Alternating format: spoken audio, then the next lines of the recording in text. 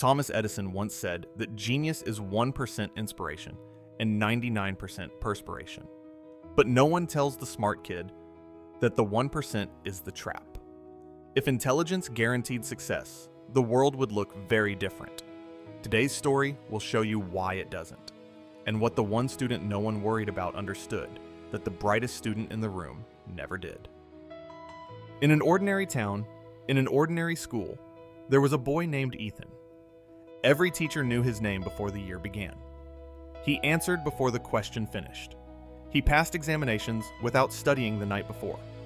His classmates whispered about him the way people whisper about someone who doesn't need to try. Ethan knew it. He had always known it. Across the aisle sat Rohan. Average grades. Average effort. The kind of student teachers struggled to remember. No one whispered about Rohan. In the final year of school, one quiet afternoon, Ethan's teacher asked him to stay after class. He assumed it was praise. It always was. She looked at him for a moment before she spoke. "You are the most intelligent student I have ever taught," she said, "and that is the most dangerous thing I have ever said out loud." Ethan smiled.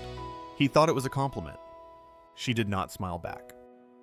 He carried the words home that evening and placed them somewhere he didn't have to look at them. "She's being cautious," he told himself. "That's what teachers do." But the words didn't stay where he put them. They surfaced at dinner, before sleep, on the morning bus. He told himself the teacher meant it kindly. He told himself she was being modest on his behalf. He told himself a lot of things that week. The most dangerous thing. None of them made the words go quiet. His marks were the highest in the school. His future was clear. Rohan, meanwhile, had already started something small, a printing service run from his parents' garage. It made almost no money.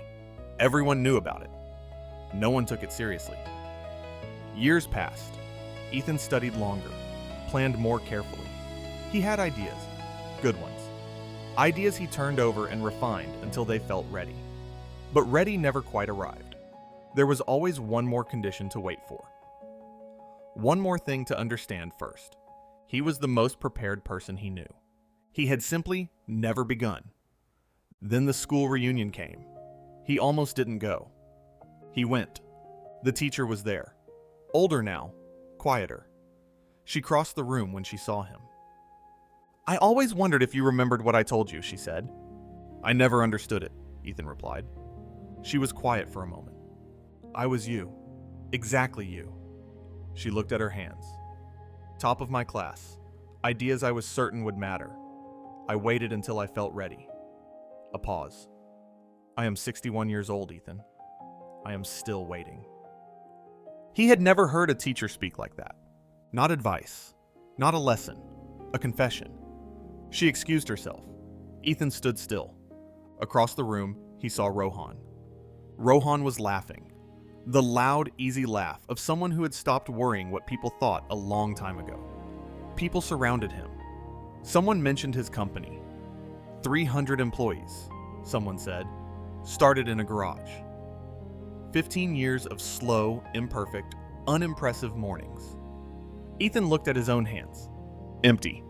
Not talent. Not potential. Time. He had spent all of it waiting. Then he heard it. The way he had never let himself hear it before. His teacher's voice from 15 years ago. "The most dangerous thing I have ever said out loud." He understood it now. Intelligence had not failed him. He had used it as a reason to wait. There is a version of you that has been ready for years. The knowledge is there. The ideas are real. The only thing missing is one imperfect step, taken before you feel ready. That step is not the last thing. It is the only thing. If this story found you at the right moment, share it with someone who needs it today. Tell me in the comments. What have you been waiting to be ready for? See you in the next story. Across the hall, Rohan laughed at something and shook another hand. The same town, the same school reunion, the same old school photographs lining the walls. But Ethan was not the same man who had walked in.